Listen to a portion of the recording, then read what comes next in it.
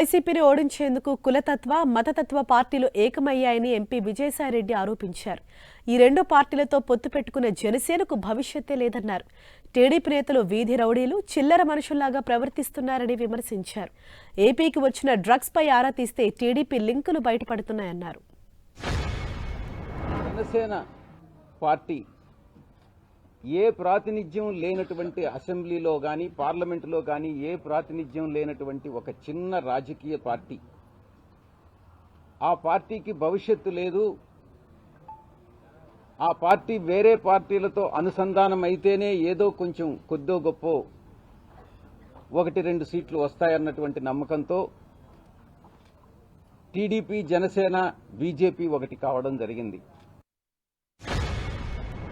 తెలుగుదేశం పార్టీకి ఒక ఎంపీ, నెల్లూరు జిల్లా నుంచి ఒక ఎంపీ క్యాండిడేట్ దొరక్క వైఎస్ఆర్ కాంగ్రెస్ పార్టీ నుంచి, పాలకపక్షం నుంచి ఫిరాయించినటువంటి ఒక వ్యక్తికి చంద్రబాబు పార్టీ టికెట్ ప్రకటించడం, ఆయన పార్టీకి ఎదురయ్యేటటువంటి ఓటమికి ఆ పార్టీ తెలుగుదేశం పార్టీ దివాలా కోరుతనానికి నిదర్శనం కాదా అని నేను ప్రశ్నిస్తా ఉన్నా.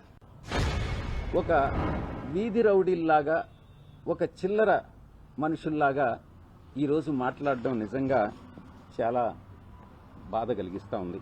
నిరాధారమైనటువంటి నిందారోపణలు, శాపనార్థాలతో వారినందరినీ కూడా పురికొల్పుతున్నటువంటి టీడీపీ నాయకత్వానికి ఓటమి తప్పదు అన్నటువంటి విషయం చాలా స్పష్టంగా తెలుసు. అందుకే ఇటువంటి పరిస్థితి ఈరోజు నెలకొల్పుతా ఉంది. వైఎస్ఆర్ కాంగ్రెస్ పార్టీ మీద, మా నాయకుల మీద, నాపైన, మా నాయకుడి పైన నిందారోపణలు మోపిన తర్వాత ఈ సంగతి ఏంది అని కానీ ఎంక్వైరీ చేస్తే అప్పుడు తెలిసింది.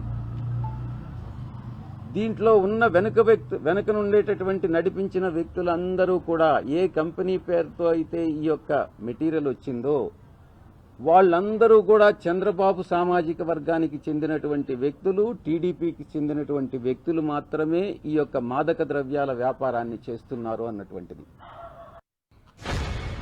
చంద్రబాబు నాయుడిని ఒక నాయకుడిగా నేను పరిగణించట్లేదు. 14 సంవత్సరాలు ముఖ్యమంత్రిగా పనిచేసినటువంటి చంద్రబాబు నాయుడు చేయాల్సినటువంటి విమర్శన ఇది.